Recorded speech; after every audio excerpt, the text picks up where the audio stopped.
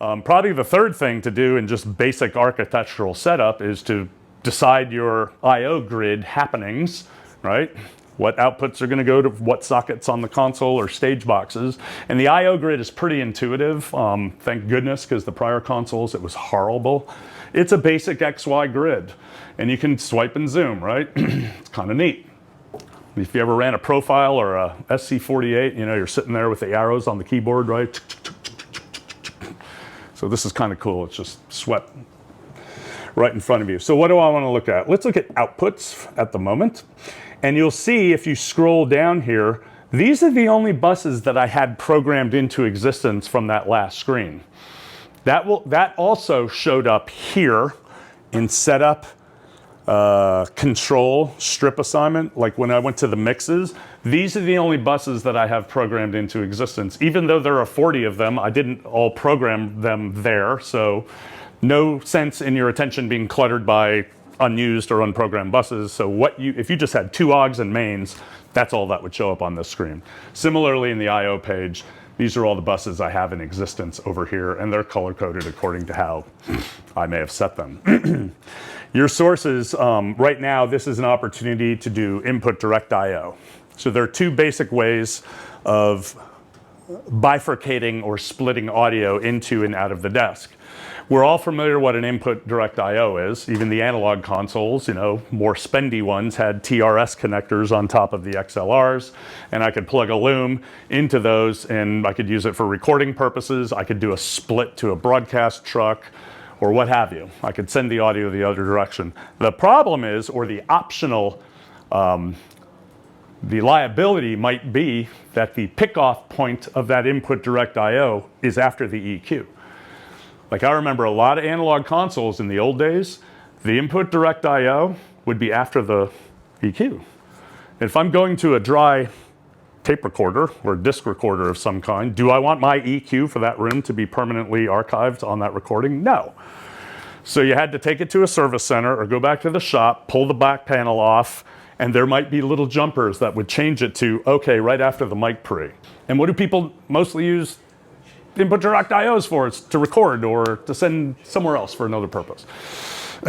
So thankfully in digital consoles, it's an easy button push to, you know, go to, for example, routing. I need to choose a channel.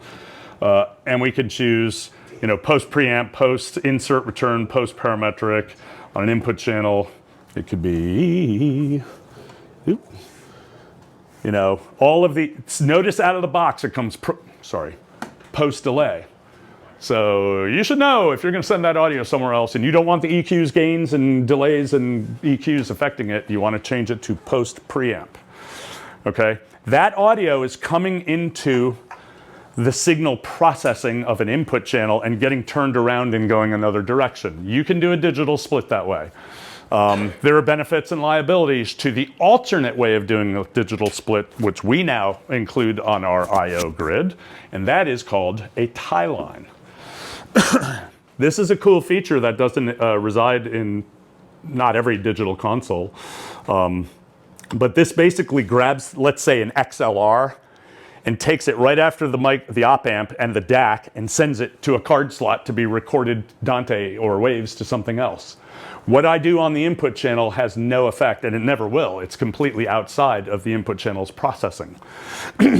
So I'll give you a sort of a housekeeping example of why you may or may not want to do it. It's not good, bad, or right, or wrong. But let's say we're doing an input direct. We have the split set up for input direct I/O for a recorder. And, you know, I got a subsnake on the stage. My stage tech rings me up on the radio and says, hey man, the drummer just spilled a beer in XLR1. I got to change the kick drum. I'm going to plug it in XLR7. You got that? And I go, oh, okay. Let me go to that, the input channel of the kick drum. I'll change it from 1 to 7, right? Or what have you. Hit apply. And now that repatch, the input direct I/O follows the repatch. If it was a tie line, it'd still be looking at the beer-soaked XLR. So that's the difference. An input direct I/O is coming into a physical input channel and getting turned around. A tie line is just grabbing one socket and sending it to another. Most people will do recordings and digital splits on our consoles by way of tie lines, for better or for worse, because there's nothing that the front of house person is going to do that's going to mess with you other than gain. And if you have to tie line something that has not been programmed into an input channel, let's say you've got a bunch of, I don't know, IFB recorders, playback machines, I just want to get them in and going another direction. If they're not here for me to grab the gain to adjust, notice if I go over to inputs, notice if I tap that, oops, I need a local, there we go. If I tap 1, I know it's kind of hard to see on the screen here, up will come my mic pre 48 volt pad. You can scene recall safe that individually from there. So I still have access to the function of the XLR mic pre and DAC. It's kind of a little security thing. So tie lines, if you notice on this console, my audio is coming in by way of a Dante card on IO port 1, and I am tie lining it to IO port 2, where it's going to his S-Link port. If you poke around your IO screen, you're going to see the tie line go from S-Link port to IO port 1, where it goes to you. So I'm basically just showering you guys with audio with tie lines. You know, it could happen in perpetuity, but it's a cool little feature.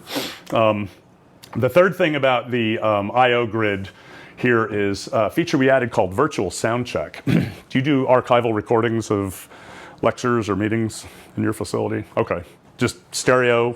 Yeah, just stereo. Okay, you don't need to multi-track.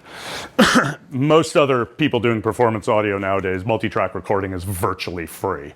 I mean, in the old days, everybody knows who Robert Scovel is. He was the spokesman for Avid or Digidesign consoles.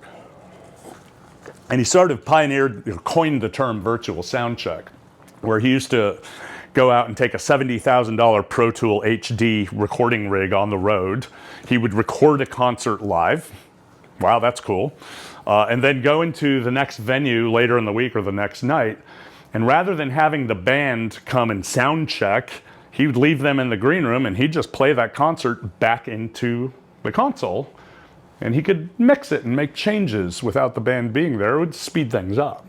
It was a metric pain in the butt because and you could see him walk through the process of programming 2 totally different scenes. Actually, they're all the same except the source, but it was sort of kludgy. And have you ever done that on a Avid? No.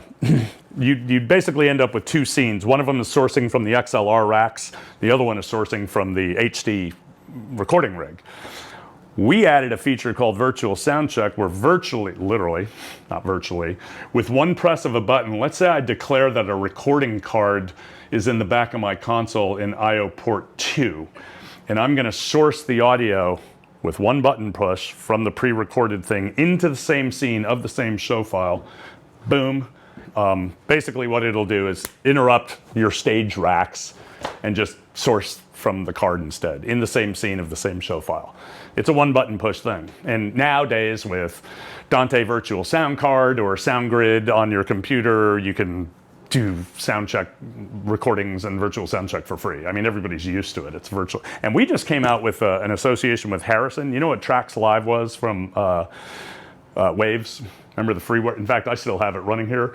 Now Harrison, a sister company of ours, just came out with Live Tracks, which apparently is the same guy who made Tracks Live for Waves. It's now a new freeware that's sort of associated with Allen Heath. It's just a tape recorder. It's a capture playback utility. It's not a powerful. A what? It's $15. Oh, okay. Yeah, and you're asking me for a free license code. Talk to Harrison. They're not my product. They're a sister company that made a little, and you can use it with other stuff, but it's like what Tracks Live was. Every touring person used to have Tracks Live on a laptop, and they just archive every show and throw it on an outboard drive and, you know, make a concert recording later. I don't know. Harrison software will also pull the name of the track from the board. Yeah, which is cool. So that's sort of tied into that's one thing that's really helpful. However you label the console, it'll print the track names onto your file.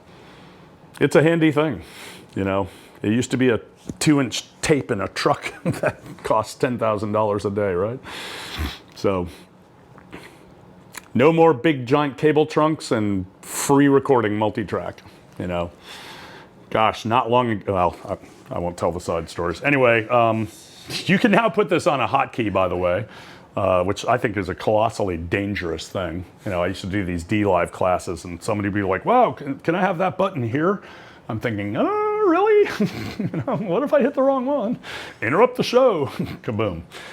It reminds me of Solo in Place. On the old big analog desks, they'd have like spring-loaded cap with teeth. You know. Yeah, I mean, yeah, okay. It'd be a good soft key to put on one of the IP controllers. I think on DLive you can't now. We just added that like a firmware ago. You can have virtual soundcheck and record send armed on a soft key if you want. Oops, there we go. But like, so you don't accidentally press it like when you're going to like get a monitor mix that you have programmed on the side. Well, maybe it should be press and hold, right? Like the 48 volt. All right. Sure, yes or no? Yeah, do you want to do that? Well, it's interesting. This warning message came up by default. That's actually new. That never even used to be there. So that's an option somewhere. And by the way, you can, a little bit of tuning the behavior of this I/O grid. Remember options, looking for the little mystery gear in places. I can have confirm when reassigning warning be there or not. Let's turn it off. Do I want to press a patch button before I go there and make changes? Let's fat finger it. Oops. You don't have to follow me. I'm just going to show something kind of ridiculous. Yes, I want to see all 400 possible inputs. So if I go to inputs, I'm looking at the tabs across the top. There's 2 channels of USB. There's 128 channels of I/O port 2. There's 128 channels of I/O port 1. There's 128 channels of S-Link and 12, 13, 14, 15, 16 channels of analog input. So that's a lot, right? And you don't want to accidentally run around and do this. So maybe it's a good idea to be warned. Let's give me a warning. I want a patch button, so I have to press a button to do anything, and I don't want to see all 400 things. Let's turn that off. So now, when I'm over on I/O port 2, I have to press a button, the patch button, before I can do these things, and it gives me a warning.